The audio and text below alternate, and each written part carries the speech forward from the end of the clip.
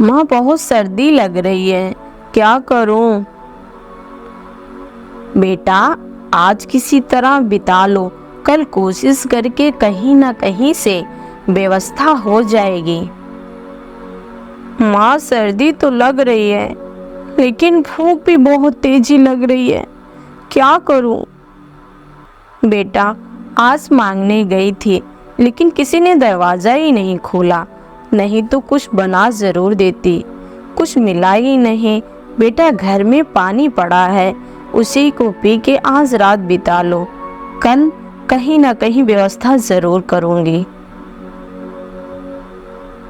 ठीक है माँ, भूख तो बहुत तेजी लगी है, पानी पी के भी नहीं भूख जाएगी, लेकिन आप कहती हो तो कोशिश करती हूँ। अब तो बेटा घर में कुछ बर्तन या कोई जेवर भी नहीं पड़े हैं कि उसे बेच के मैं तुम्हारे लिए कुछ खाने के लिए आऊं। अब बेटा कल ही कुछ हो पाएगा, जाऊंगी, कोई दयालु होगा जो कुछ दे देगा खाने को, ले आऊंगी, पका दूंगी और तुम पेट भर के खा लेना। बेटा रो मत, मुझसे देखा नहीं जा रहा तुम्हारा रोना, लेकिन क्या करूं बेटा। बेटा, आज तुम्हारे पापा ठीक होते तो क्या बात थी। बेटा, हमें यह परेशानी न झेलनी पड़ती, लोगों की ताने भी सुनने न पड़ते। लोगों का ताना सुन सुनकर मेरे कान पक गए हैं, लेकिन तुम्हारे पिताजी को कोई असर नहीं पड़ता, केवल दिन भर सोते हैं और बोलते हैं कल मुझे नौकरी मिलेगी, जाएंगे इधर उधर घूम के चले आएंगे और बोलेंगे आज भी नहीं मिली, कल कोशिश करते हैं। जब आपके पिताजी कुछ नहीं कर रहे हैं बेटा, तो हमें चैन की नींद कैसे मिलेगी। मैं भी नहीं कुछ कर सकती बेटा। फिर चिड़िया की बेटी बोलती है, माँ फिर कैसे होगा, ऐसे थोड़ी नहीं गुजारा हो सकता है, हम कब तक ऐसे बिताते रहेंगे, ये स्थिति कब सुधरेगी। माँ अगर आप कहो तो मैं कोई काम ढूंढ लूँ। तुम क्या करोगी बेटा, अभी तो तुम्हारी पढ़ाई करने का दिन है, खेलने कूदने का दिन है। अगर तुम काम करने जाओगी तो बेटा ये मुझसे सहा नहीं जाएगा। बेटा अभी तो तुम यहाँ इतनी परेशानी से झेल रही हो, कल तुम्हारी जब मैं शादी कर दूंगी, तुम अपने घर जाओगी, वहाँ पर भी तुम्हें ये सब काम करने पड़ेंगे, तो बेटा तुम हमारे बारे में क्या सोचोगी कि मेरी माँ ने हमारे साथ इतना गलत व्यवहार कराया, आज मेरी लाइफ कितना खराब हो गया है। बेटा जैसे है वैसे हिम्मत रखो, एक ना एक दिन ज़रूर हमारा दिन बदलेगा। मम्मी आप ऐसे अक्सर कहती हो, जब मैं कोई काम करने के लिए कहती हूँ आप मुझे यही बात कह के चुप करा देती हो। माँ हमारी शादी तो तभी होगी ना जब मैं किसी लायक होंगी, अभी तो मैं खाने के लिए लाले हैं और आप मेरी शादी करने के बारे में सोच रही हैं। नहीं बेटा ऐसी बात नहीं है, मैं ये कह रही हूँ कि अभी तो तुम पढ़ाई करो, घूमो, कुछ चीज़ें सीख लो जिससे तुम्हें सब कुछ आए, आगे चल के तुम अपने बच्चों के लिए कुछ कर सको। इसीलिए मैं चाहती हूँ कि बेटा मैं ही कुछ काम ढूंढ लूँ जिससे हमारे पास कुछ पैसे आ जाएं और तुम पढ़ाई करने के लिए जाओ और हमारी परिस्थितियाँ धीमे धीमे ठीक हो जाएंगी। बेटा हमारे मन में एक विचार आ रहा है, अगर कहो तो वही कर ले। क्या माँ? बेटा मेरी माँ ने मुझे अपनी माँ का एक हार दिया है, जो मैं जब से मेरी शादी हुई है वो मैं हमेशा पहने रहती हूँ, क्योंकि वो मेरी माँ की निशानी है। मैं हार को पहने रहती हूँ, मुझे लगता है कि मेरी माँ मेरे पास है, इसीलिए मैं इसे 24 घंटा अपने गले में पहने रहती हूँ।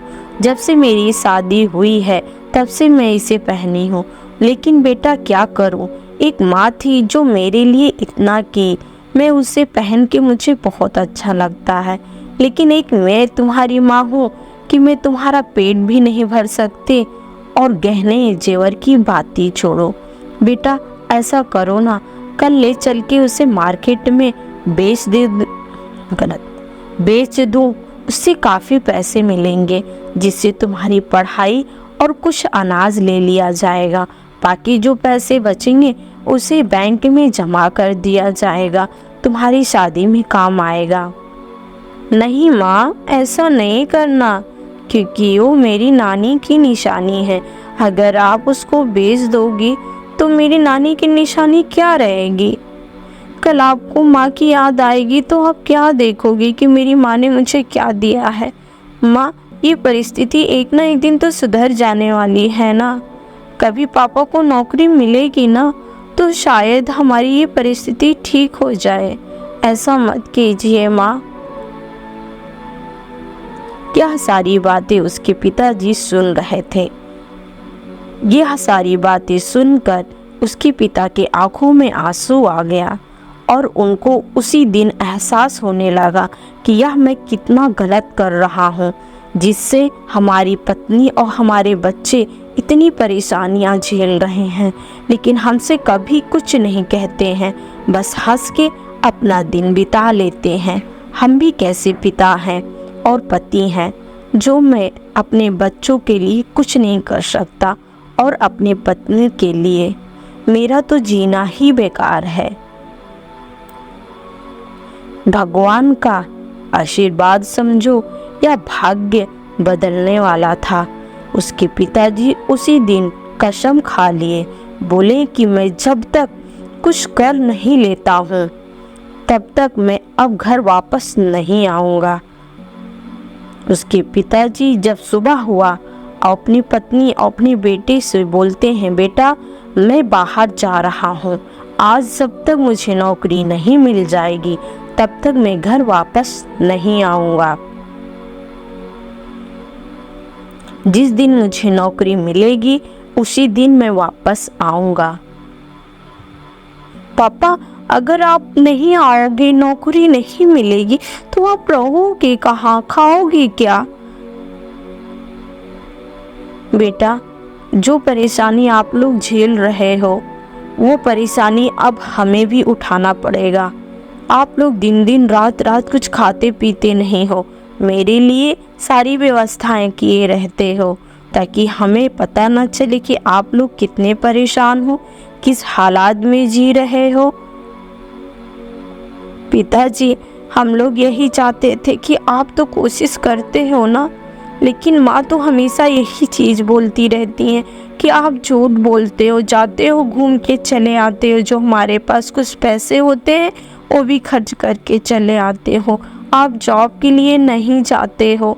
लेकिन पापा जी, मैंने कभी मम्मी की बातों को सच नहीं माना है, उन्होंने बस गुस्से में कहा, ऐसी कोई बात नहीं है। नहीं बेटा, तुम्हारी माँ जो बात कह रही थी बिल्कुल सही है, ऐसा ही मैं करता था, क्योंकि मुझे लगता था कि घर में तो सब चीज़ ठीक चल रहा है, कभी मुझे ये सब परेशानी का पता ही नहीं चला। आज जब मुझे पता चला तो मेरे पाँव तर ज़मीन खसक गई है। बेटा आप लोग चिंता मत करो, मैं कुछ ना कुछ ज़रूर व्यवस्था करूँगा। एक हमारे फ्रेंड है, उनसे भी मैं बात करूँगा, वो ज़रूर मेरे लिए कोई ना कोई नौकरी तलाश देंगे। लेकिन बेटा, अगर मुझे आने में देर हो जाएगी, आप लोग चिंता मत करना, हम अब तभी आएंगे घर वापस जब मुझे नौकरी मिल जाएगी। कुछ समय बीत गया, उनके पिताजी को नौकरी मिल गई और वो लोग खुशी से रहने लगे। कहा जाता है ना, किस्मत बदलने में देरी नहीं होती है, लेकिन बदलना है कब और कब वो दिन आएगा, वो परिश्रम तो दिला के ही रहती है। गलत कब बदलेगा यही तो नहीं पता चलता है।